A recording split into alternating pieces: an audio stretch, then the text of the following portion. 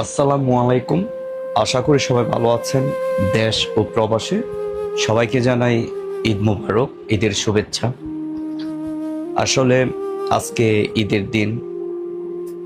সকালবেলা উঠে গোসল করবে, তারপর নামাজ পড়বে, সেমাই খাবে, একটু পর কোরবানি দিবে, হুজুর আসবে, একসাথে মিলেমিশে আনন্দ করে গরু মাংস কাটা, সবাই একসাথে আনন্দ ফুর্তিতে মেতে ওঠা। তো আজকে খুবই আনন্দ, প্রতি বছর আসলে একটা আনন্দ করি আমরা, এটা সবারই হয়।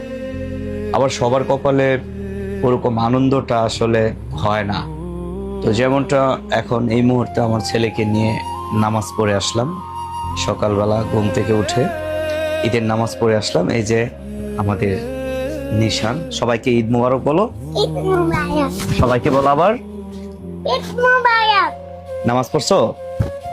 সকালবেলা ঘুম থেকে ওঠার পর আমার আব্বা ডাক দিল, দরজায় ডাক দিল। ডাক দেওয়ার পর আমি আমার ছেলেকে উঠাই দিলাম, তারপর আমি গোসল টোসল করলো আমার ছেলে, আমি করলাম, তারপর আমার আব্বা করলো, আমার ভাই, আমরা একসাথে নামাজ পড়তে গেছি।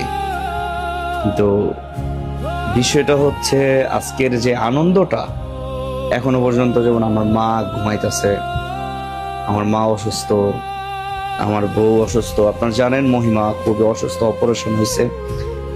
মহিমা কিন্তু সবসময় বরাবরের মতো সবসময় আগে উঠে, উঠা ডাক দেয়, ওই উঠো গোসল করবা। আমি বলি উঠো উঠো, ঈদের নামাজ পড়তে হইব। তারপর পাঞ্জাবি টাঞ্জাবি সবকিছু রেডি করে দেয়। আর আজকে দেখেন আসলে খুবই অসুস্থ, উঠতেই পারতেছে না, প্রচন্ড পরিমাণে ব্যথা।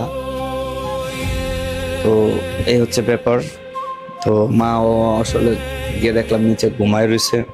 তারপর আমার মেয়েটা মেহনাজ, তারও গতকালকে আগের দিন মনে হয় দিছে, ইনজেকশন দিছে না, টিকা দিছে আর কি, সেটার জন্য তারও জ্বর আসছে। আসলে ঘরের ভিতর যে একটা দেখেন গরু আনলাম, তারপরে ছাগল আনলাম, মানে একটা আনন্দ, যে ওই আনন্দটা নাই। আসলে টাকা পয়সা থাকলে, সবকিছু থাকলে যে আনন্দ, এটা কোনো কথা না। সুখ শান্তি টাকা দিয়ে আসে না। যেমনটা দেখেন আল্লাহ তৌফিক দিছে, কুরবানিতে শরীক হইলাম, কুরবানি গরু আনলাম, ছাগলও আনলাম, মানে খাসি যেটাকে বলা হয়। কিন্তু আনন্দের যে মানে ঈদের যে আনন্দটা, এটা কিন্তু নাই। কিভাবে থাকবে ঘরের মানুষগুলা যদি অসুস্থ হয়ে পড়ে?